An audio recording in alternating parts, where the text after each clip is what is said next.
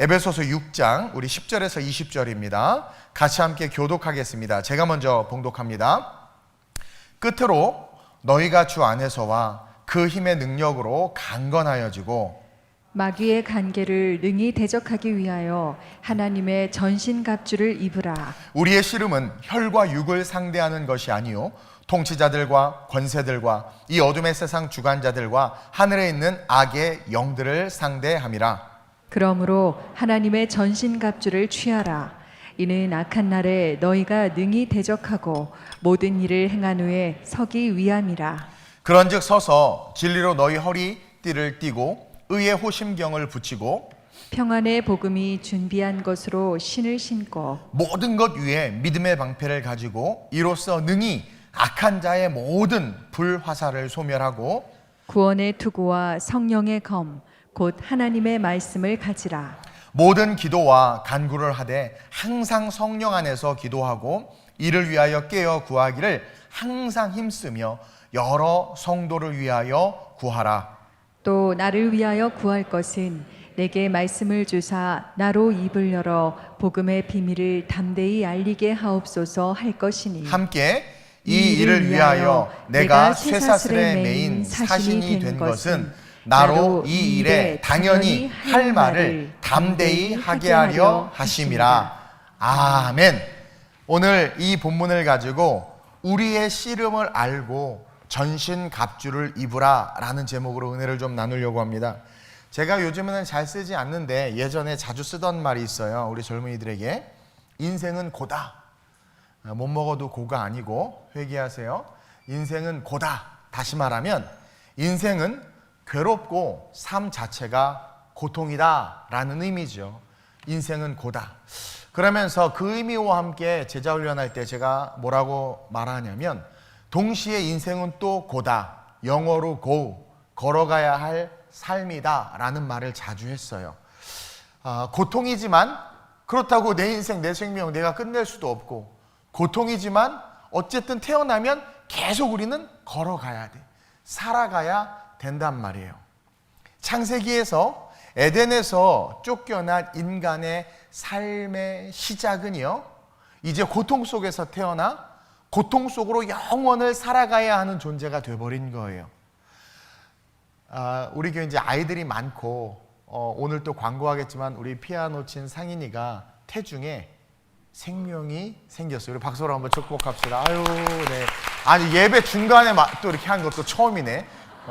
전성도 밥 사요. 나중에 그 아이들이 참 많아서 행복하고 좋은데 이게요, 아이들이 태어남과 동시에 울면서 태어나잖아요. 얘들이 아는 거예요. 인생이 고통이라는 것을. 그래서 아담과 하와 때까지는 안 그랬어요.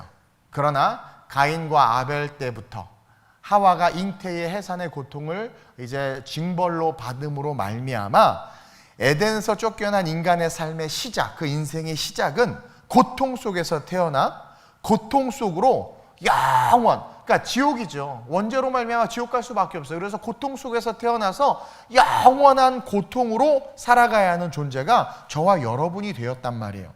창세기 3장 16절에 함께 시작. 또 여자에게 이르시되 내가 내게 임신하는 고통을 크게 더하리니 내가 수고하고 자식을 낳을 것이며, 여기서의 수고는 고통이에요. 그래서 원래 하나님은 생명의 출산을 고통을 주지 않았어요. 그래서 여러분들도 보면 알지만 많은 이런 생명들이 이렇게 생명을 낳을 때 고통이 별로 없어요. 근데 인간만 유독 너무나 극심한 고통을 겪고 태어나는 그 아이 역시 안에 있다는 어머 이렇게 웃으면서 태어나야 되는데 으악 싫다는 거죠. 왜 나를 고통 속에 태어나게 해가지고 막 그러면서 운단 말이에요.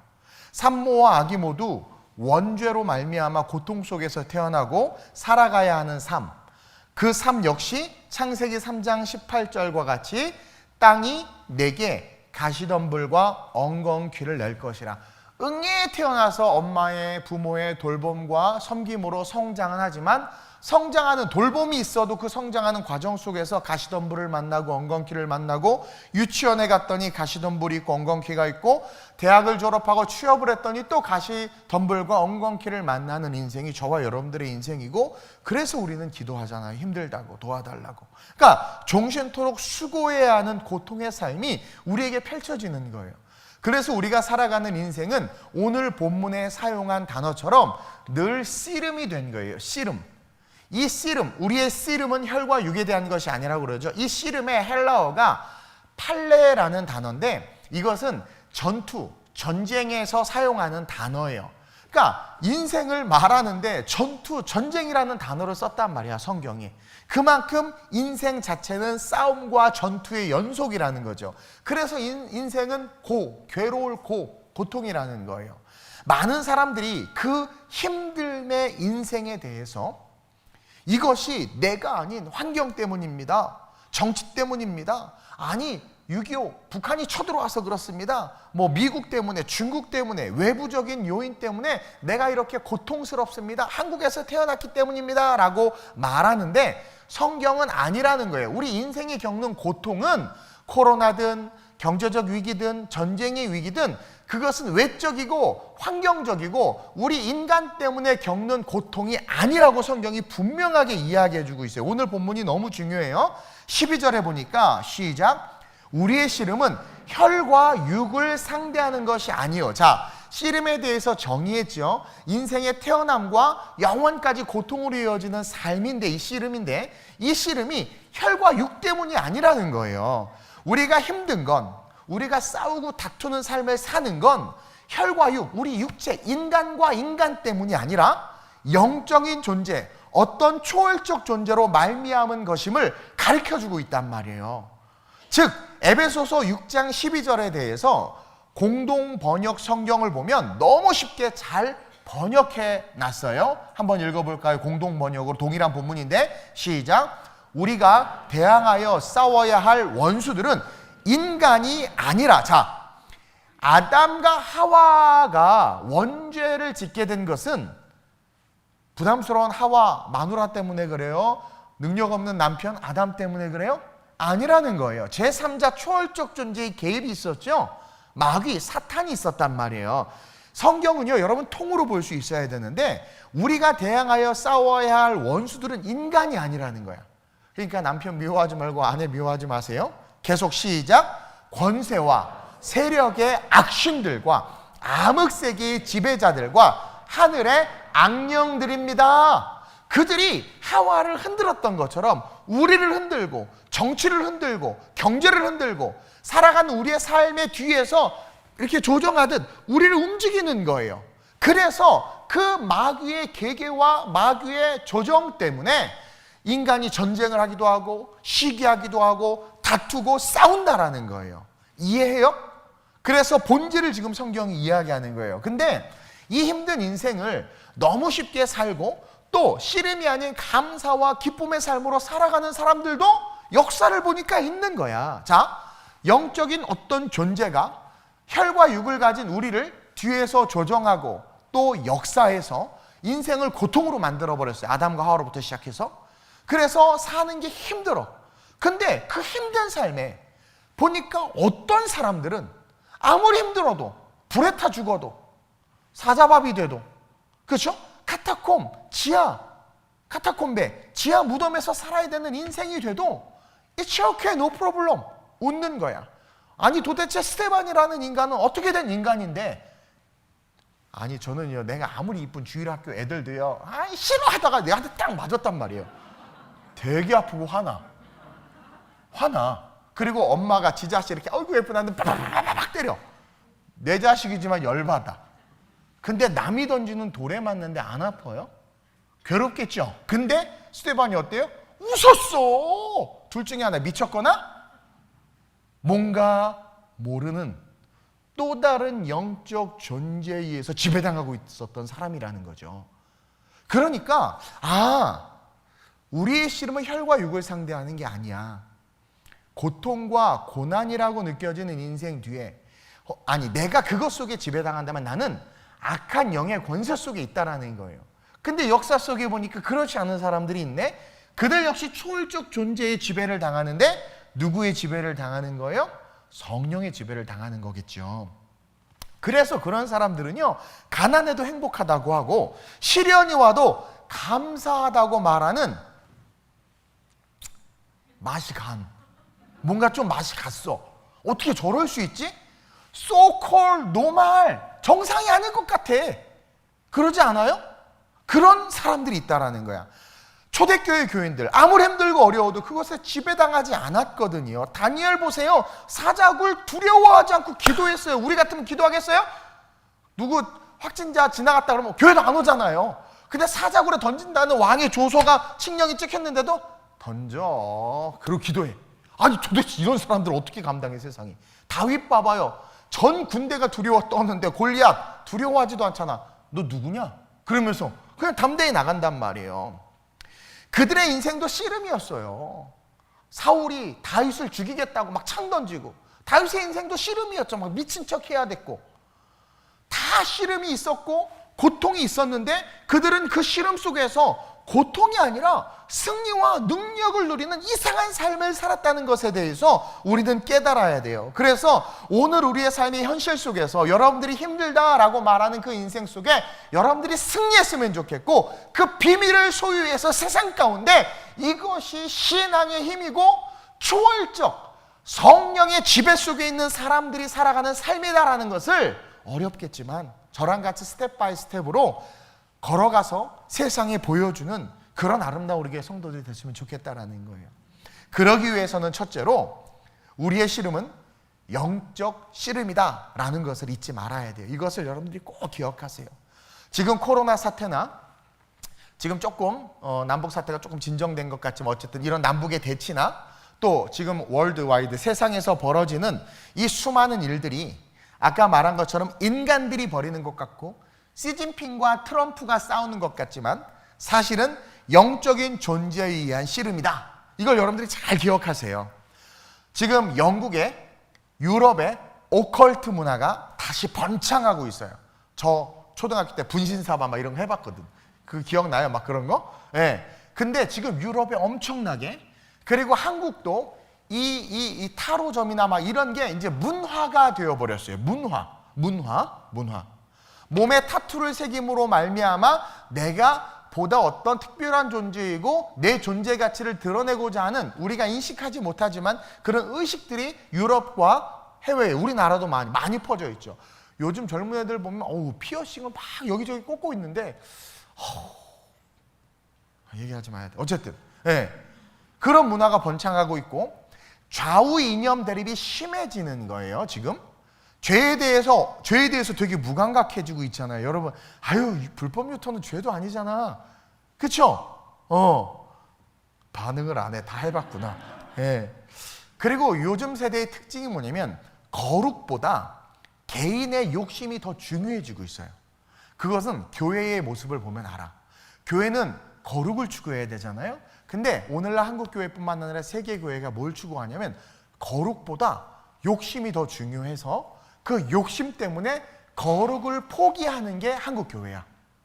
사람들에게 인기를 얻고 세상에서 좀 난 앞선 사람이다라는 것을 드러내기 위해서 성 정체성을 포기하기도 하고, 그리고 지적인 능력을 드러내서 내가 많은 것을 안다라고 말하면서 성경이 말하는 기존의 것들을 없애버리고 새로운 것들을 막 창조해내면서, 그 욕심이거든요. 어쨌든 그러면서 그런 것들이 중요해지는 혈과 육, 근데 그런 문화가 혈과 육, 우리가 하는 것이 아니라 우리 뒤에, 이 세상 뒤에 있는 어둠의 존재, 커튼 뒤에 있는 악한 영적인 존재들 때문이라는 거예요. 그래서 현재 우리의 삶에 부딪히는 수많은 문제들은 그 뒤에 악한 세력들, 아까 말한 공동번역에 의하면 악신들, 암흑세계의 지배자들, 하늘의 악령들에 의한 것이라는 거죠. 북한의 김일성, 김정일, 김정은 세습을 통해서 여러분들이 뭘 볼 수 있어야 되냐면 혈과 육이 아니야. 그 뒤에 마귀가 역사하고 악한 신들이 역사하고 있다는 거예요. 그러니까 막 지 삼촌도 쏴서 죽이고 그냥 다 막 죽이잖아요. 이거 죽였다며 사람을. 여러분, 그게 상식선에서 정상적인 뇌로 돼요? 한신경 과 의사 선생님이 하는 간증을 들었는데, 교도소에서 살인을 저지른 사람들의 대부분의 공통적인 특징이 뭐냐면 누군가 자기에게 그것을 지시했다라는 거야. 자기는 하기 싫지만 한다라는 거야. 의학자들은 그것을 정신분열이나 어떤 정신적인 이상으로 여겨지지만 영적인 사람들은 알아요. 마귀가 시키는 거예요. 왜? 가룟 유다에게 마귀가 생각을 넣어줬다고 그러잖아요. 그것처럼 그 뒤에 악한 영들의 지배가 있다라는 거예요. 지금 인권의 문제, 공정이 파멸되고 있고 성 정체성이 무너지고 있는 이런 모든 이데올로기가 다시 막 드러나고 있는 이런 상황은 지금 악한 세력들이 활동하기 시작하는 거야. 우리가 그러면서 뭘 깨달아요? 종말의 때가 얼마 남지 않았다라는 것을 깨달을 수 있는 거죠. 자, 요한계시록에 보면 또 복음서, 사복음서에 예수님께서 종말에 대해서 예언한 내용들을 보면 공통적인 특징이 음녀가 올라오고 바벨론이 세워지고 거짓 선지자들의 선동이 일어난다고 그래요. 시간이 없어서 다 보지는 않을 거예요. 음녀가 올라온다는 건 뭐냐면 영적인 타락을 말하고, 바벨론이 세워진다는 것은 지난주에 이야기했지만 모든 게 경제 중심으로 바뀌는 거야. 경제 중심으로. 그러니까 물질이 최고가 되는 거죠. 거짓 선지자들의 선동이 나타나는 건 이제 적그리스도가 등장하기 위해서 밑밥을 까는 거죠. 미혹하면서 나라가 나라를 대적하고, 지금 그런 분위기가 일어나고 있죠. 나라가 나라를 대적하는 분위기가 지금 일어나고 있어요.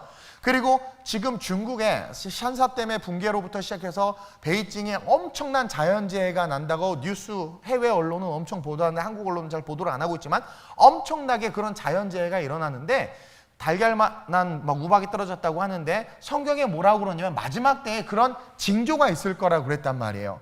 그것처럼 그런 것들이 막 지금 보여지고 있다라는 것은 뭐냐면 사탄의 세력들이 이제 본격적으로 우리의 삶에 더 가까이 다가와서 일하고 있다라는 거예요. 그리고 그 마귀는 욕심을 타고 역사한다고 제가 한 달 전쯤인가 설교할 때 말씀드렸는데, 욕심을 가진 많은 사람들이 점점 늘어나니까 이 악한 영들이 욕심을 가진 그들을 타고 역사에서 어떻게 돼요? 우리를 조정하고 정치를 조정하고 정부를 조정하고 가정을 조정하고 남편을 조정하고 학교를 조정하고 막 하는 거란 말이에요. 그래서 에베소서 2장 2절에 보면 시작, 그때에 너희는 그 가운데서 행하여 이 세상 풍조를 따르고 공중의 권세 잡은 자를 따랐으니 곧 지금 불순종의 아들들 가운데 역사하는 영이라. 자, 지금 불순종의 아들들 가운데 역사하는 영, 악신, 악령, 마귀, 사탄을 말하죠. 근데 뭐라고 말하냐면 그때에 너희가, 지금 에베소 교회 교인들을 향해서 말하지만 오늘 우리에게 주시는 말씀이에요. 너희는 그 가운데서 행하여 이 세상 풍조를 따르고 공중 권세 잡은 자를 따랐으니, 이게 뭐냐면 우리가 이거 인생을 살았다라는 거죠. 행위에 그 가운데서 행하고 세상 풍조를 따르면서 했다는 건 인생 속에서 삶을 살아갔다라는 거예요. 근데 그 살아가는 삶이 공중 권세를 따랐대. 이게 뭐냐면 강아지 이리 와 해피 오잖아요. 그것처럼 마귀가 우리를 미혹해서 우리도 모르는 새 그렇게 쫓아가는 거야. 아니 뭘 어때? 나만 잘 되면 돼. 그런 생각들을 줘서 그렇게 막 따라가게 하고, 돈이 최고야. 그러니까 뭐 그래 물질이 최고지 막. 이해하세요? 그리고 포스트 모더니즘의 영향을 받아서 아유 옛날 거 다 필요 없어. 나이 드신 분들 꼰대야. 아유 들을 필요 없어. 그러면서 어떻게 돼? 이 새로운 것들을 막 추구한다고 막 걸어가는데 사실은 그게 공중 권세 잡은 자를 따르는 거야, 마귀가. 그러면서 지금 불순종의 아들 가운데 역사하는 악한 영, 인간의 모든 행위, 혈과 육으로 한 게 아니라는, 우리가 한 게 아니라는 거예요. 악한 공중 권세 잡은 영에 의해서, 그 영의 역사에 의해서 이루어지는 삶이다. 그럼 여러분들의 삶을 한번 생각해 봐. 여러분들이 어떤 것에 막 화가 나거나 어떤 영역에 있어서 여러분들이 분노를 못 참거나, 혹은 여러분들이 알아 지식으로 알아. 아우 남편 밥 해줘야지, 알아. 근데 갑자기 두 번째 마음, 귀찮아. 그냥 밖에서 먹고지 왜 안 와? 막 그러면서 그 두 번째 생각들, 여러분들의 영역 속에서 내가 뭔가를 하는 것 때문에 트러블이 자꾸 일어나는 것들이 있어요. 그러니까 내가 좋은 것들을 많이 가졌는데 어떤 사람이 자꾸 인정을 못 받아. 근데 그 사람 화가 나네. 왜 날 인정 안 해줘? 난 너무나 괜찮은 사람인데? 근데 인정을 못 받는 이유에 대한 인식을 못 해. 그게 왜 그러냐면 마귀가 그렇게 그 사람을 만드는 거예요. 그러니까 뭔가 그런 영역들이 있다라는 거죠. 그래서 우리에게 성경이 말하기를 이제 앞으로 살아갈 삶뿐만 아니라 지금 우리가 겪는 모든 힘들다라고 말하는 영역 속에 그 씨름 속에 그것이 일단 첫 번째 위로가 뭐냐면 우리 때문은 아니다 라는 것과 함께 영적인 씨름이다. 그것을 분명히 알고 그 씨름은 절대 우리 힘으로 내 힘으로 이길 수 없다. 이것을 딱 기억해야 돼요. 근데 우리는 가끔 우리가 하려고 하자. 담배도 내가 끊으려고 하면 못 끊어. 알죠? 끊었다가 몰아서 피는 거 막. 내가 뭐 내 성격을 갱신해야지. 이제 나쁜 말 하지 말아야지. 하다가 참다가 한번 터지면 그 상대방 죽어 그날. 그러니까 내 힘으로 안 돼요. 근데 내 힘으로 하려는 것 자체가 교만이다. 이거를 깨달아야 돼요. 깨달아야 돼. 그래서 성경이 너의 힘으로 이길 수 없어. 우리의 씨름은 혈과 육을 상대하는 게 아니야.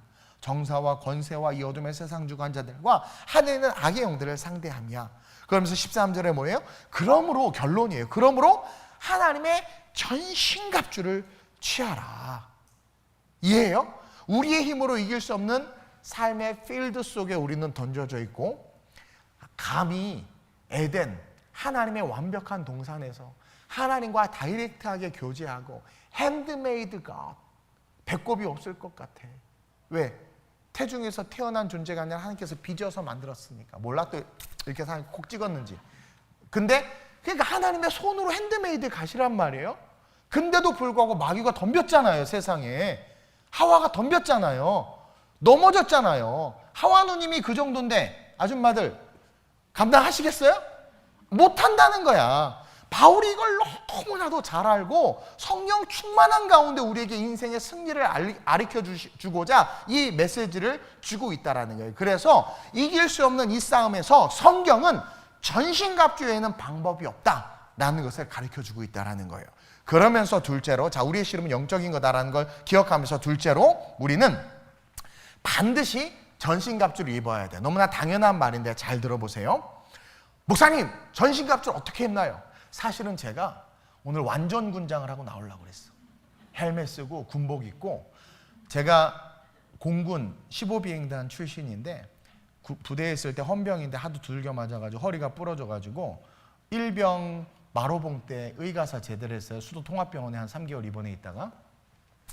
그래서 군복에 대한 미련이 있어. 오래 입고 싶어. 그리고 난 이 병장을 달아보지를 못해가지고 난 그래서 오늘 군복을 입어야 되겠다. M16 하나 사가지고 딱 이렇게 미국의 어떤 교회 목사님이 설교하러 오는데 이 전신갑주 설교하려고 오는데 갑자기 완전 군장하라고 탁 올라온 거야. 헬멧까지 쓰고. 이게 전신갑주다 막 그러면서. 그래서 그렇게 하려고 하다가 여러분들 실족할까봐. 자, 남자분들은 군대에 가보면 알지만 이렇게 군복을 입고 군장을 착용할 때 이렇게 방법들이 있죠. 근데 이제 영적인 것은 그럼 어떻게 입냐라는 거야. 목사님 영적으로 그럼 전신갑주 어떻게 입습니까? 근데 여러분 이 전신갑주 입는 방법은 너무나도 쉬워. 10절에 답이 있어. 10절 한번 볼까요? 10절 큰 소리로 시작. 끝으로 너희가 여기까지.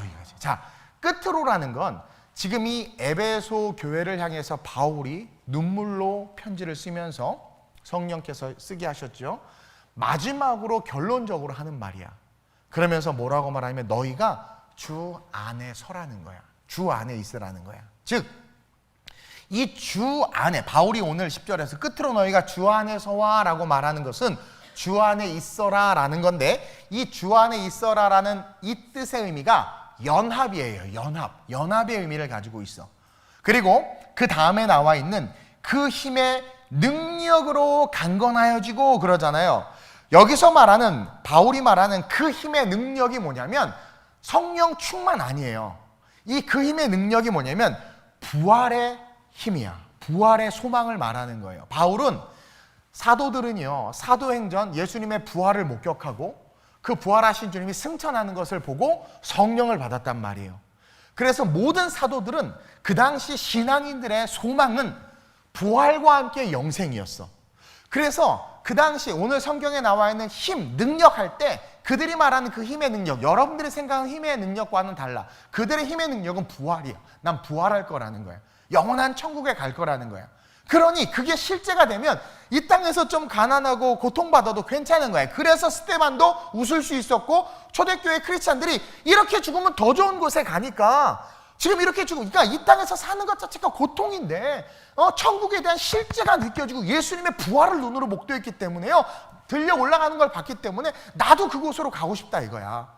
저는 스위스에 가서 좀 살고 싶은 마음이 있어요. 너무 아름다워. 그것처럼 그걸 봤기 때문이란 말이에요. 그래서 정말 그것이 실제가 되면 그것을 사모하게 됐는데 오늘날 다 천국 소망이 있다고 말하는데 보니까 없어.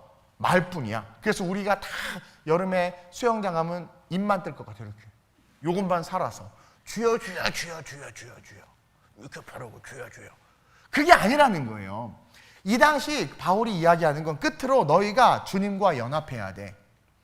그래서 무엇으로? 그 힘의 능력, 주님과 연합한다는 것은 주님이 부활한 것처럼 너희가 부활할 거라는 거예요.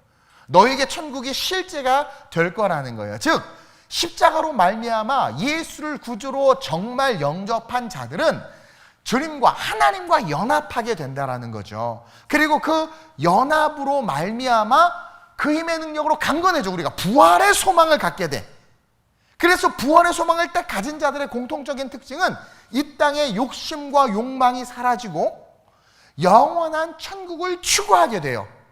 그러는 순간 나도 모르게 전신갑주가 입혀져 있다는 거야. 그것은 여러분들이 성경에 나와 있는 히브리서 11장에 보면 온갖 믿음의 사람들 나와 있죠. 그들이 전신갑주를 어떻게 입는 줄 알고 입었나? 근데 그들의 삶을 보면 다 전신갑주를 입은 삶이었어. 근데 그들의 삶에 그냥 그게 입혀졌단 말이에요. 저 역시도 내가 전신갑주를 입으려고 진리에 띄에서 막 진리를 허리띠를 만들고 이러지 않고 내가 그리스도가 실제가 되고 여러분들에게 늘 말하지만 여러분들과 천국 가는 게 제 소망인데 천국에 대한 소망이 딱 있으니까 정말 욕심이 없어지는 거예요. 물론 또 내가 성령 충만하지 않으면 마귀가 자꾸 바보야 너만 이렇게 바보처럼 사니 막 자꾸 해가지고 또 나 바본가 그러다 성령 충만 바보여도 좋아. 그럼 이제 혈과 육이 아니라 이 씨름이 영적인 걸 알고 대적하니까 떠나가니까 다시 기쁨이 넘치고 그리고 정말 가야 될 그 길을 갈 수 있을 뿐만 아니라 등만 준비한 어리석은 처녀처럼 주님 오실 때 쫓겨나는 인생이 아니라 정말 기름이 있어서 말씀대로 삶을 살아내는 거죠. 그러니까 주님이 왔을 때 신부로서 착하고 충성된 동훈아 네가 그래도 믿음을 지켰구나 하면서 들려 올라갈 거라는 거예요. 그래서 난 포즈까지 연구했다고 그랬잖아요. 어떻게 올라갈까 막 휴가 될 때. 근데 오늘날 그러지 않아. 많은 사람들이 아직도 이 땅에 소망을 두고 천국이 아니라 이 세상에 욕심을 두고 살아간단 말이에요. 어떻게든 물질을 모으고 막 가지고 저는요 배우는 것은 남에게 주기 위해서 배우는 것이고 내게 넉넉한 물질이 있다면 하나님의 나라를 확장하기 위함이며 내가 달란트와 은사가 있다면 그것을 땅에 묻어두는 것이 아니라 복음이 증거되기 위해서 쓰도록 하나님께서 주신 거라고 저는 믿거든요. 믿는 사람들이 다 그렇게 살아보세요. 세상이 아름다워지지 않겠어요? 교회가 그렇게 많은데 6.25 전쟁통 이후에 한국교회가 한 일이 얼마나 위대해요? 그거는 정부도 나라도 못하는 일을 사실 교회들이 했고 선교사님들이 한 거예요. 그것처럼 그러면서 통계로 드러나진 않지만 굶어 죽어야 될 많은 사람들이 굶어 죽지 않을 수 있었단 말이에요. 병들어 죽어야 될 많은 사람들이 병들어 죽지 않을 수 있었단 말이에요. 아니 가까운 예를 봐도 우리 필리핀 지금 우리가 거의 석 달 동안 피딩을 했는데 그 피딩 덕분에 살이 찌셨어. 예를 들면 만약에 우리가 하지 않고 흘려보내지 않았다면 삶은 살았겠지 그들이. 그러나 그 삶이 얼마나 고통스러웠겠어요. 괴로웠겠어요. 근데 우리의 주시는 마음을 흘려보냈더니 복지가 실현된 거야. 복지는요 정부의 정책이나 어떤 이런 것을 통해서 하는 것이 아니라 그리스도의 마음을 가진 자들이 그냥 살아갔더니 그냥 그 삶이 행복해지는. 그래서 이상하다 동전한 입 움켜잡으면 없어지고 쓰고 빌려주면 풍성해져 땅 위에 가득 차네. 오우. 근데 여러분들 어때요? 네 거는 내 거고 내 거는 내 거다 그러고 있잖아요. 그래서 욕심 잉태한 즉 죄를 낳고 죄가 장성한 즉 사망에 이르는 거야. 그러니 우리는 주여 주여 외치지만 전신갑주가 단 하나도 입혀지지 않아. 맨날 홀딱 벗고 다니고 있는 거죠. 우리가 정말 예수와 연합하고 천국 소망 그 힘의 능력으로 강건해지는 게 천국 소망이라고 그러죠. 그것이 실제가 되는 그 순간 부활의 소망이 실제가 되는 그 순간 나도 모르게 입혀지는 게 전신갑주다. 여러분 성경 공부 설교에 오늘 그걸 딱 기억하는 거예요. 그러면서 그렇게 입혀진 전신갑주는 11절에 마귀의 간괴를 능히 대적하고 이게 뭐냐면 뭘 여기서 또 발견할 수 있느냐? 따라합시다. 우리의 인생에 마귀의 관계는 항상 always. 갑자기 단어가 생각이 안 나. 모든 영역에 거미줄처럼 펼쳐져 있어. 정말 그래요. 정말 그래. 그 C.S. 루이스가 쓴 스크루데이브의 편지라는 책을 꼭 읽어보세요. 마귀에게, 마귀 사촌에게 편지를 보내는 거야. 어떻게 하면 크리스찬들을 잘 잡아뜨릴지. 아유, 깜짝 놀라. 깜짝 놀라. 네, 은혜 받게 하고 성령 충만하게 한 다음에 주차장 앞에서 옆에 차 문콕대게 하는 거야. 그것 때문에 다 잊어버리고 막. 그러니까 마귀가 그렇게. 그러니까 우리의 삶에 모든 영이 그 간괴가 있다라는 거예요. 근데 전신갑주가 입혀지면 그 간괴를 능히 대적해. 덫을 놨는데 그냥 가면 덫이 없어져. 그리고 13절에 악한 날에 너희가 능히 대적하고 모든 일을 행한 후에 서게 된다라는 거예요. 악한 날은 뭐예요? 종말의 때예요. 악한 날은 뭐예요? 우리에게 오는 시험의 때예요. 근데 그때에 너희가 능히 대적한다라는 거예요. 근데 이 대적하는 놈이 누구예요? 영적인 존재. 그들을 우리가 능히 대적하고 모든 일을 행한 후에 우리가 살아가는 삶, 하나님의 비전과 꿈을 향해서 걸어간 그 인생 위에 우리는 그것이 땅에 소멸 사라지는 것이 아니라 영원까지 메아리치는 하늘의 상급으로 세워진다라는 거예요. 그러면서 바울이 말하는 것은 결론적으로 하늘의 존재들과 싸우기 위해선 전신갑주는 필수다. 그리고 이 전신갑주의 절정은 성령의 검이에요. 성령의 검. 이 성령의 검인데 제가 예전에 요 관련해 설교 한번 한 적이 있는데 많은 성도들이 구원의 투구까지만 써. 근데 유일한 공격 무기가 성령의 검이거든요. 이 검이 없으니까 맨날 두들겨 맞는데 죽지는 않아. 또 주일 예배 나와. 맨날 두들겨 맞고 세상에 두들겨 맞는데 하면 주일 예배 나와. 그래서 또 주일 예배 때 위로 받고 또 겁나 두들겨 맞는데 갑주를 입어서 죽지는 않는데 나와. 검이 있어야 치는데. 그래서 이 전신갑주의 절정은 성령의 검인데 이것은 마지막에 주어지는 거예요. 군인들 남자들 알죠? 다 군장을 하고 마지막에 드는 게 총이란 말이에요. 자, 이 마지막에 주어지는 성령의 검이 뭐냐? 성령 충만이에요. 자, 제가 그래서 성령 충만에 대해서 계속 설교 때마다 제가 언급하고 있는데, 즉 성령 충만이 전신갑주다. 즉 성령 충만은 성령의 검을 쥘 때 완성되고, 전신갑주라는 것 자체가 곧 또 다른 말로 표현하면 성령 충만이다. 그래서 17절에 보니까 시작, 구원의 투구와 성령의 검 곧 하나님의 말씀을 가지라. 잘 보세요. 성령의 검인데 여기서 성령은 우리가 배웠죠. 예수 그리스도를 증거하는 영이다. 그래서 성령이 우리와 함께하면 예수님의 말씀이 기억나. 갑자기 뭔가 할 때 막 말씀이 떠오르는 거 성령이 우리에게 말씀하시는 거야. 그리고 성령은 그 말씀을 따르게 해. 그 말씀을 지키게 해. 그래서 성령을 통해서 말씀을 깨닫고 아 그래 그렇게 살아야지 하면서 그 말씀대로 살아가면 그 말씀이 곧 하나님이잖아요. 그 하나님께서 그 말씀대로 살아가니까 말씀이 곧 하나님이니까 하나님을 위해서 살아가는 거죠. 그러니까 그 하나님께서 내가 살아가는 삶에 악한 세력들을 하나님이 스스로가 멸해 주시고 우리를 세워주신다라는 거예요. 사무엘상 17장 47절에 같이 또 여호와의 구원하심이 칼과 창이 있지 아니함을 이 무리에게 알게 하리라. 전쟁은 여호와께 속한 것인즉 그가 너희를 우리 손에 넘기시리라. 다윗이 이렇게 고백하고 골리앗에게 뛰어나갔는데 보세요. 성령이 다윗에게 감동을 줬고 말씀을 따라 성령은 말씀을 쫓아가게 하니까 다윗이 그 받은 감동대로 쫓아간 거야. 감동을 줬으니까 그 어린 다윗이 골리앗에게 가죠. 갔더니 여러분 다윗은요 시편의 예언자로 표현하고 있어요. 다윗은 예언자예요. 멜기세덱에 대해서 성경 어디에도 아무도 멜기세덱에 대해서 말하지 않았는데 다윗의 시편에 멜기세덱이 예수다라는 말을 해. 대단한 거예요 여러분. 다윗은 예언자예요. 그 다윗이 예언처럼 한 말이 뭐냐면 너는 칼과 창으로 내게 오거니와 나는 여호와의 이름으로 간다는 거야. 전쟁은 여호와께 속한 것인지 전쟁은 여호와께 속한 것이 그게 성령의 검이라는 거예요. 그래서 말씀에 순서서 갔더니 그냥 무너지는 거야 골리앗이. 그가 너희를 우리 손에 넘기시리라. 완료형으로 이야기했어요. 출애굽기 17장 16절 볼까요? 시작. 이르되 여호와께서 맹세하시기를 여호와가 아말렉과 더불어 대대로 싸우리라 하였더라. 모세가 손들고 기도하고 여호수아가 싸우고 나서 이겼단 말이에요. 그리고 나서 하나님이 그 전쟁을 승리한 후에 모세를 통해서 뭐라고 말하냐면 하나님 스스로가 약속해 주시기를 여호와께서 맹세하시기를 여호와가 아말렉과 더불어 대대로 싸우리라. 자, 대대로 싸우리라는 것은 계속해서 영적 전쟁이 있을 거라는 건데 그 대대로 싸우는 것에 있어서 여호와가 싸우신다라는 거야. 그럼 여기서 우리가 뭘 배울 수 있느냐? 아말렉과의 전쟁을 어떻게 이겼는지를 살펴봐야 돼. 하나님의 성령의 감동으로 모세가 나 기도할게. 넌 나가서 싸워. 성령의 감동대로 행한 거죠. 그랬더니 그러니까 여호수아는 시킨 대로 했을 뿐이야. 모세를 통해서 아직 은혜가 없으니까. 그래서 순종해서 갔고 모세도 하나님 시킨 대로 기도했을 때 누가 싸웠냐라는 걸 가르쳐주구나. 하나님이 싸웠다라는 거야. 그게 성령의 검이라는 거예요.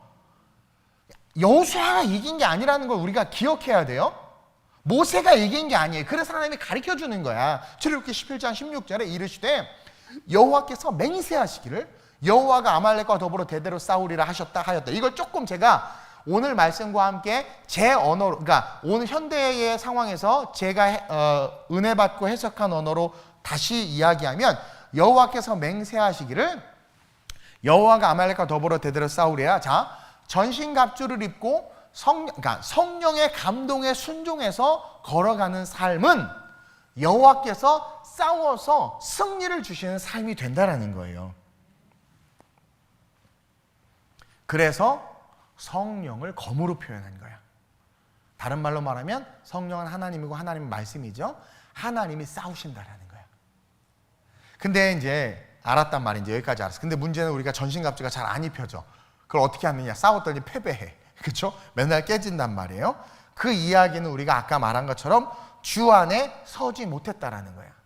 그래서 너희의 믿음을 주의하여 보라고 성경이 이야기하는 거예요. 우리가 지금 다 주 안에 섰다고 생각하는데 사실은 나더러 주여 주여 한 자마다 천국에 들어가는 게 아니라고 그랬어요. 그럼 난 도무지 너를 알지 못한다는 말을 우리는 알잖아요. 그러니까 주 안에 서 있는지 안 서 있는지 우리 스스로를 봐야 돼.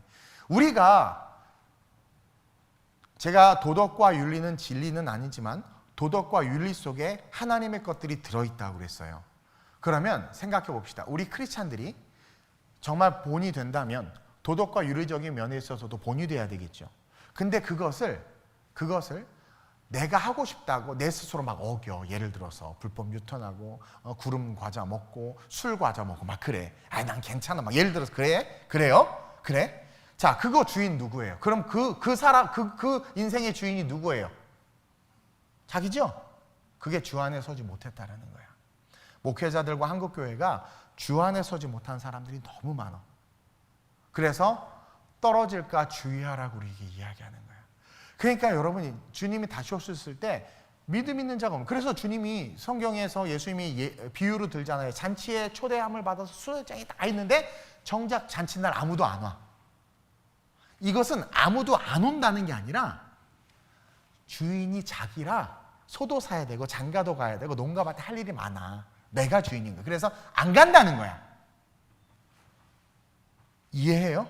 그러니까 주님이 화가 나서 종들을 풀어서 아무나 막 병든 자 데려오죠. 이것은 예언이에요. 마지막 때의 모습이란 말이에요. 그러니까 저도 두렵고 떨려요. 제가 난 그래서 가끔 가다가 자다 경기하면서 깰 때가 있어. 여러분 다 천국 갔는데 휴가 들렸는데 나 혼자만 땅에 있는 거야. 너무 무서워. 여러분 그런 생각도 안 하죠? 다 올라갈 줄 알죠? 아휴. 이게 목사님 왜 나는 그러면 나 왜 자꾸 패배하죠? 작은 싸움에 자꾸 넘어지죠? 전신갑주를 못 입은 거야. 나 왜 못 입었어요? 말씀 들어보고 딱 한 것 같은데요? 너 주 안에 서 있니? 그럼요. 주일 예배하고 주정금도 이렇게 달랑달랑 들고 왔는데요? 이게 아니라는 거죠. 그리스도와 연합했냐라는 거야. 네 주인이 예수냐 이거예요. 여호수아의 주인이 모세였기 때문에 모세의 말에 여호수아가 나가서 싸운 거야. 모세의 주인이 하나님이었기 때문에 모세에게 기도하라고 했더니 기도한 거야. 말도 안 되는 전쟁 속에서 자기 백성 다 죽게 생겼는데 기도하라고 하는 말도 안 되는 일 순종한 거예요. 그것처럼 주 안에 선다라는 것은 내 주인이 누구인지를 하나님 앞에 증명하라는 거예요. 근데 우리가 내가 주인일 때가 많은데 주님이 우리에게 가르쳐 주세요. 하나님 앞에 주님을 인격적으로 영접하고 내 주인이 되달라고 기도하면 어느 순간 하나님께서 기뻐하지 않는 것들이 끊어지면서 나도 모르게 주 안에 서는 내 모습이 되니 그게 성화야. 성화. 근데 자꾸 그러지 못하는 것은 성경이 욕심 때문이라고 이야기하고 있어요. 자, 에덴, 전신갑주로 덮여진 곳이 에덴이에요. 전신갑주로 덮여진 곳이 진리의 허리띠, 진리 하나님이 계시죠. 뭐 의의 흉배, 뭐 하여튼 에덴은 전신갑주로 덮여진 곳에 아담과 하와가 있었어. 근데 하와가 욕심을 가지니까 어떻게 돼요? 욕심을 갖는다는 건 자기가 주인이 되려고 하는 거거든요. 마귀가 타고 들어오잖아요. 그러니까 주 안에 서는 게 중요하다라는 거예요. 아담과 하와 인간 스스로가 전신갑주를 벗어버린 거예요.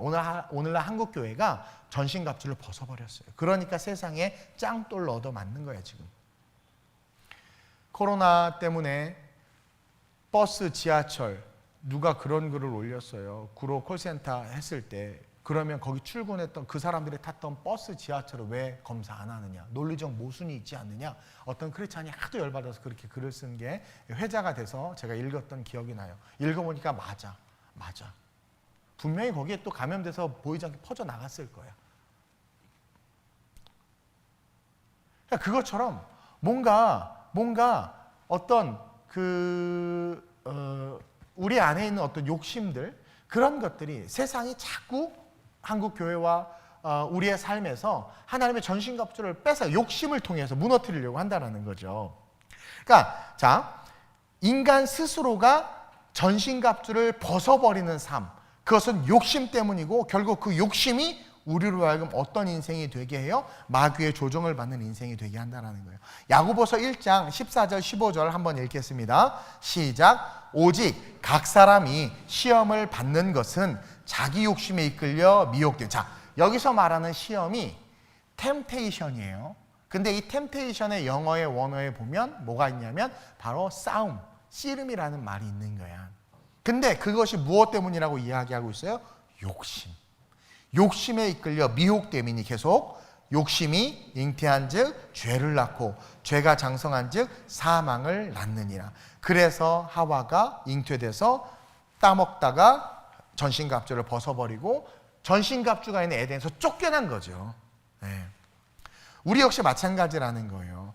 우리가 전신갑주를 못 입는 것은, 입었다 벗었다 하는 것은 욕심 때문이다. 그래서 전신갑주의 시작이 진리의 허리띠부터 시작하는 거야.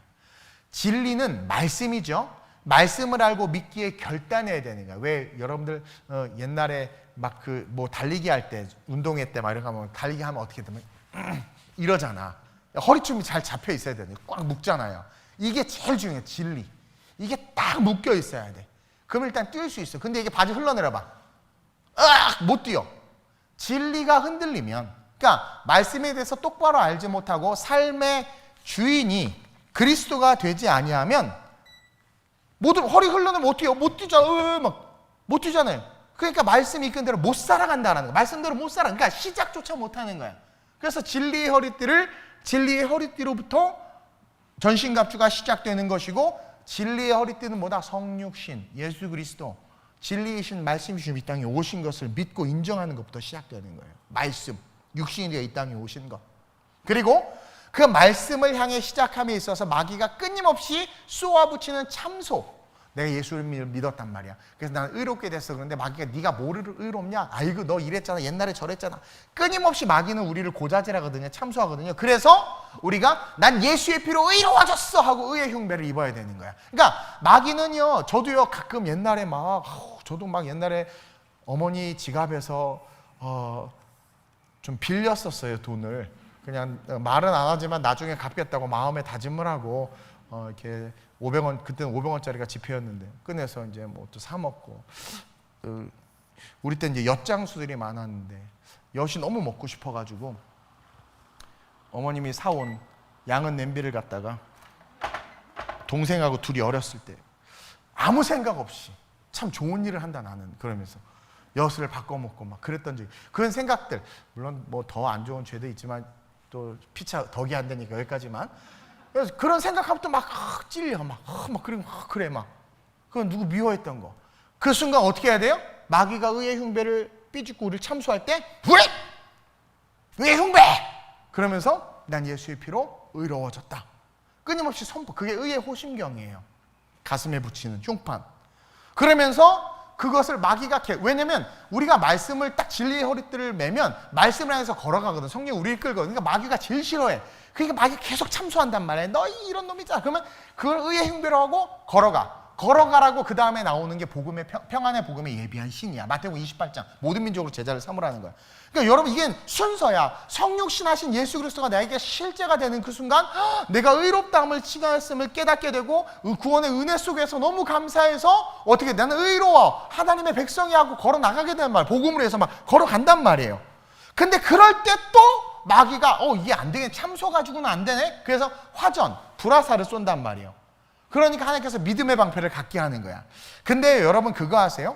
평안의 복음에 예비된 신을 신고 걸어가면 딱 신을 신고 딱 걸어가면 어느 순간 내 손에 믿음의 방패가 주어져요. 믿음의 방패는 복음의 신을 신고 걸어갈 때 나도 모르게 쥐어지는 게 믿음의 방패야. 내가 하나님의 일을 하려고 나가는데 우리 하나님 우리를 안 지키시겠어요? 그래서 그래 난 주를 위해서 걸어갈 거야. 그걸 딱 가는 순간 엄청난 시련과 핍박이 와요. 근데 여러분 이기죠. 막 은혜 충만하게 오늘날 받았어. 남편이 막 핍박하는데도 불구하고 은혜 받아가지고 자기야 교회 가야 돼. 자기 언젠간 죽는데 언젠간 죽지만 난 자기랑 천국 가고 막 시어머니부터 막 핍박이 오는데 이상하게 괜찮아. 옛날에는 어머니가 핍박할까봐 누가 핍박하고 무서워서 아무 말도 못했는데 어느 순간 막 괜찮아. 그게 뭐냐면 나도 모르게 믿음의 방패가 주어져 있는 거야. 그래서 불화살, 화전을 이겨낼 수 있는 거예요. 불화살은 그러니까 의의 흉배는 내 안에서 일어나는 내적인 참소, 내가 가진 내 안의 죄책감들이 드러나는 거예요. 마귀가. 근데 화전은 뭐냐면 외부에서 오는 공격. 그래서 순종해서 걸어가면 딱 나도 모르게 쥐어져. 베드로가 산에 들린 공에 끌려가가지고 죽게 생겼는데 자기도 모르게 입이 열리면서 막 변론했잖아요. 그게 믿음의 방패 같은 거예요. 어떤 문제 속에서 막 그걸 해결해 나가는 거죠. 그런 자들은요 절대로 구원을 놓치지 않아. 그래서 가다 보면 구원의 투구가 쓰여져 있는 거예요. 구원의 투구가. 아니 이제 화전도 이겨내고 그러면서 천국 소망이 실제가 돼서 가까워지는 거죠. 그래서 구원의 투구를 받아서 그러한 자들의 삶은 이제 완전 구원과 가까워지는 거예요. 이제 악한 영들을 향해서 당하는 삶이 아니라 이제 구원의 확신을 갖고 있으니까 어떤 수준까지 올라가면 이제는 싸우는 삶이 되는 거야. 내 아내와 내 자식들을 묻고 있고 내 가정을 묻고 있는 어둠에 진 흑암의 진들을 그냥 두고 볼 수가 없는 거야. 왜냐면 내 구원의 확신이 충만해. 천국 가야 돼. 저는 여러분들하고 천국 가고 싶단 말이에요. 그냥 가야 된단 말이에요. 그러니까 그것을 위해서는 반드시 끊어내야 될 악한 짐들이 눈에 보이고 그러니까 어느 순간 성령의 검이 있어서 싸우게 된단 말이에요. 구원의 투구를 쓴 자들만이 싸우게 돼요. 여러분들 중세 영화 같은 거 보세요. 이렇게 들고 있다가 이게 싸우는 거 아니에요. 일단 싸운 다음에 일단 이거부터 쓰잖아. 그럼 돌격이잖아요. 그래서 구원의 투구를 가진 자들은요 이제는 전쟁의 용사로 일어서게 되는 거예요. 그러면서 당하는 삶이 아니라 이제는 그들을 물리치며 공격하는, 대적하는, 승리하는 성령 충만한 삶이 되는 거예요. 그러면서 구원의 투구와 함께 같이 쓰여졌죠. 성령의 검이 손에 쥐어지는 거란 말이에요. 이게 성령 충만이다. 성령 충만이다. 사도행전에서 사도들은 백전백승했어. 여러분 사도행전 읽어봐요. 다 불받아요. 백전백승했어. 근데 그들이 사복음서에서는 백전백패한 인생들이었어. 그들의 인생이 승리로 가득할 수 있었던 것은 뭐예요? 전신갑주를 입었기 때문인 거야. 그것이 성령 충만이라는 거야. 그러면서 우리는 배우게 됩니다. 성령 충만은 주 안에 서는 것인데 주 안에 선다는 것은 그 힘의 능력, 부활의 신앙을 믿고 그 소망을 가지는 것이고 따라서 이 땅에 욕심이 없어져. 부활의 소망을 가진 자는 정말 욕심이 없어져요. 욕심이 없어지고 하늘 소망을 가지고 걸어가기 때문에 저절로 입혀지는 축복이 전신갑주다. 그리고 이것이 곧 우리의 기도 제목이 되어야 된다라고 지금 바울이 가르쳐주고 있는 거예요. 그래서 18절입니다. 시작. 모든 기도와 간구를 하되 항상 성령 안에서 기도하고 이를 위하여 깨어 구하기를 항상 힘쓰며 여러 성도를 위하여 구하라. 즉 이 전신갑주를 위해서 항상 깨어서 성령 안에서 기도하라는 거예요. 그리고 우리 아름다운 우리 교회 성도님들이 전신갑주를 입도록 저와 여러분들이 서로 중보해주고 또 우리 교회가 전신갑주를 입고 이 세상에서 영적 마귀의 괴계와 악한 영들이 한국교회와 저와 여러분들의 삶을 해하려고 할 때 우리 교회가 전신갑주를 입고 물리치는 그러한 교회가 됐으면 좋겠어요. 그러면서 마지막으로 이제 저와 여러분은 악한 세상을 향해 외쳐야 돼. 성령 충만함으로 검을 휘두르는 게 외치는 거예요. 그것은 믿음의 외침이에요. 우리를 힘들게 하고 나를 힘들게 하는 것을 향해서 여러분들 믿음으로 외쳐야 돼요. 직장에서 나를 힘들게 하는 부장님 있으면 외치세요. 들리게는 하지 말고 앞에 가서 가만히 내가 나사렛 예수의 이름으로 명하노니 나를 힘들게 하는 이 부장님 뒤에 있는 악한 영들은 떠나갈지어다. 너 왜 날 쳐다보니? 좋아서요. 그럼 이제 가는 거예요. 속으로. 웃자고 우스게 재밌게 얘기한 건데 그것처럼 여러분들이 힘들게 하는 게 있단 말이에요. 불면증도 대적하시고 여러분들한테 자꾸 일어나는 그런 어떤 욕심과 갈등들을 대적해야 돼. 스가랴 4장 7절 볼까요? 이렇게 대적하는 거예요. 시작. 큰 산아 내가 무엇이냐? 내가 스룹바벨 앞에서 평지가 되리라. 나를 힘들게 하는 너 문제들아 네가 뭐냐 니까짓게. 만군의 여호와가 싸우신다고 그랬잖아. 이동훈 앞에서 평지가 될지어다. 삶의 문제와 이웃과 주변의 고통을 바라보며 우리는 외치고 기도하고 중보해야 돼요. 그럴 때 우리로 말미암아 우리가 살아가는 삶의 영역을 묶은 어둠의 진들이 있어요. 그 진들이 떠나가는 역사가 일어나. 예수님이 거라사제방에 갔더니 거라사제방을 묶고 있던 군대 귀신이 예수님은 아무 말도 안 했는데 예수님이 가늠하는데 떠나간 건 여호와께서 싸우시는 거야. 여호와께서 싸우시는 거예요. 앞서 행하시는 거예요. 그것처럼 저와 여러분들이 그렇게 걸어가기만 하면 하나님께서 행해 주시는 거예요. 제가 지난주에 주일날 우리 존재 이유에 대해서 이야기했죠. 우리의 존재 이유는 원래는 하나님을 찬양하기 위함인데 원죄로 말미암아 타락해서 우리의 존재 이유는 회개해야 되는 존재이고 말씀을 쫓아 사명을 이루는 존재라고 설교를 했어요. 이를 위해 우리의 적이 누군지를 분명히 알아야 되는 거야. 알아야 되는 거야.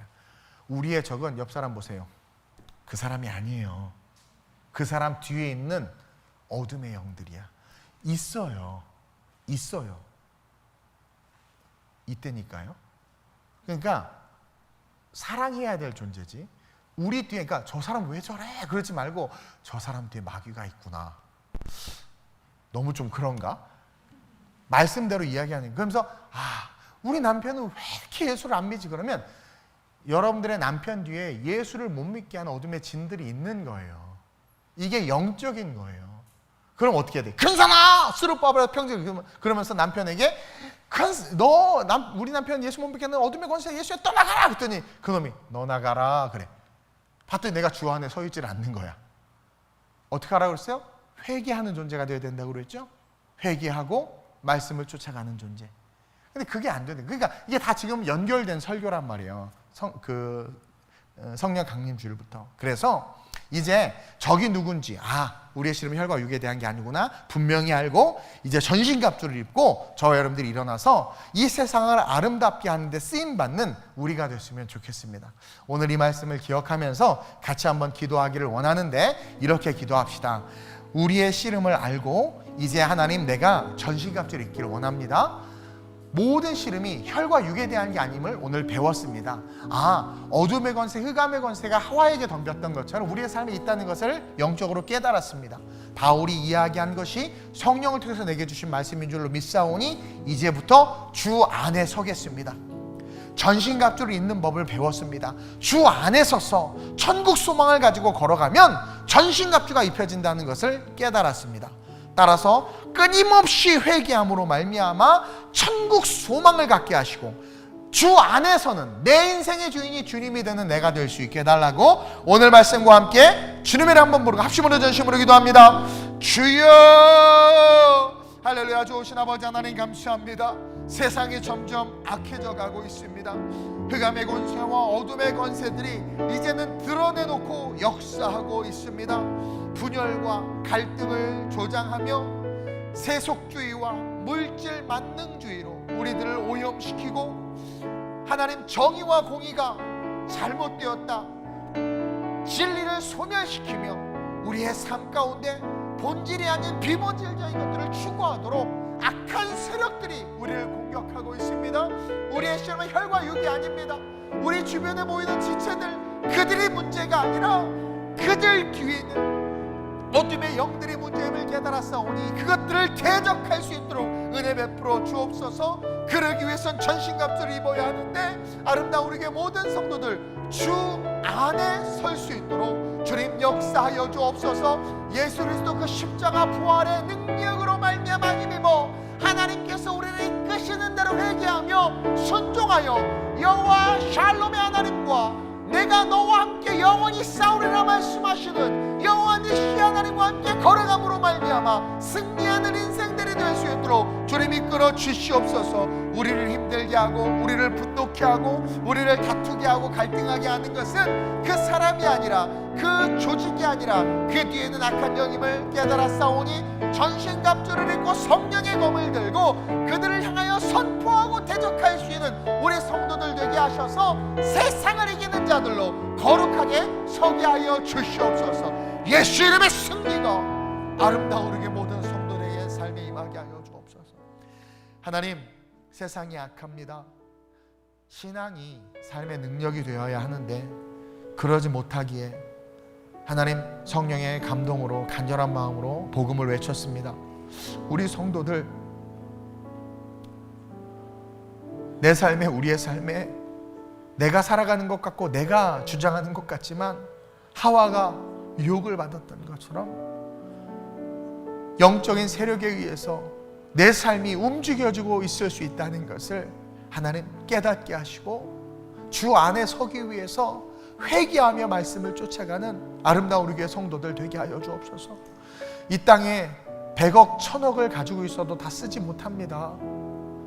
천국 소망을 가지고 있다면 하나님 그 천국을 바라보며 욕심이 아닌 하나님의 영광을 위하여 삶을 살아갈 줄 아는 자들 되게 하시고 그 부활의 능력에 그 힘을 힘입어 성령의 검을 들고 전신갑주를 입고 세상 가운데 빛을 발하는 자들로 아름다운 우리의 모든 성도들 서게 하여 주옵소서. 하나님, 영원한 천국이 실제임을 이성으로만 생각으로만 아는 것이 아니라 언제 우리 죽을지 모릅니다.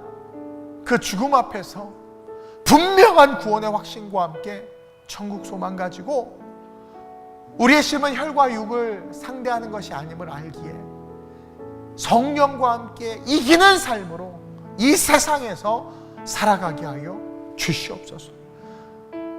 사랑하는 사람들을 묶고 있는 악한 진들이 있음을 영적으로 깨달았사오니 전신갑주를 입은 우리가 대적하며 선포하게 하시고 그 모든 어둠의 진들을 끊게 하셔서 우리의 중보로 남편과 아내와 가족들이 구원받는 역사가 있게 하시고 우리의 중보로 동백지역과 이 대한민국이 다시 한번 거룩하게 일어나는 역사가 나타나게 하여 주옵소서. 감사함을 드리며 예수님의 이름으로 기도드립니다. 아멘.